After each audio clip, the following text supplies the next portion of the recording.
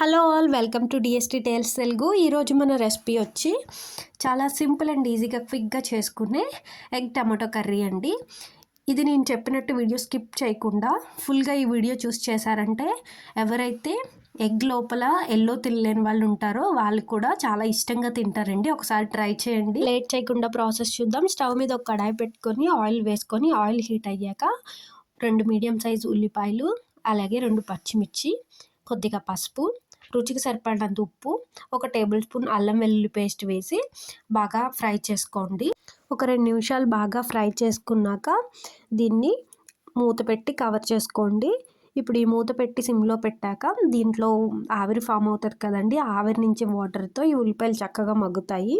So అలా మగ్గాక ఇంకొకసారి బాగా కదుపుకోండి.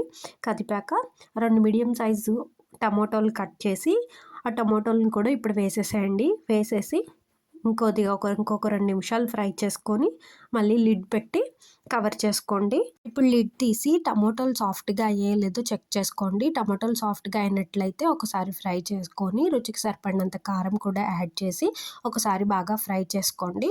కారం వేసాక ఫ్రై చేయడం వల్ల కారంలోని పచ్చివాసన పోతుందండి. ఇప్పుడు ఉల్లిపాయలు మునిగేంత వరకు కొద్దిగా వాటర్ కూడా యాడ్ చేసుకోండి. వాటర్ వేసాక లిడ్ పెట్టి కవర్ చేసుకోండి. 5 మినిట్స్ తర్వాత లిడ్ తీసి ఇక్కడ ఉప్పు కారం సరిపోయలేదో టేస్ట్ చూసుకోండి. సరిపోకపోతే కనుక ఒకసారి యాడ్ చేసి బాగా కలుపుకోండి. తర్వాత ఇట్లా ఎసరులా మరిగాక ఎగ్స్ అన్నీ కూడా మనం పగలగొట్టి ఇందులో వేసుకోవాలండి.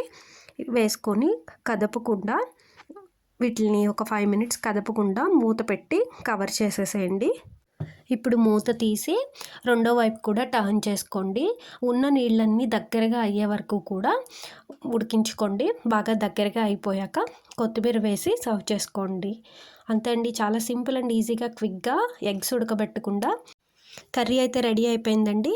ఇది లంచ్ బాక్స్లోకి టైం లేనప్పుడు క్విక్గా చేయాలనుకున్నప్పుడు చాలా సింపుల్ అండ్ ఈజీగా చేసుకోవచ్చండి. ఇలాంటి వీడియోస్ కోసం డిఎస్టీ టేల్స్ తెలుగుని సబ్స్క్రైబ్ చేసుకోండి. ఈ వీడియో నచ్చినట్లయితే లైక్ అండ్ షేర్ చేయండి. మళ్ళీ ఇంకొక రెసిపీతో మళ్ళీ కలుద్దాం. Until bye bye. Thanks for watching.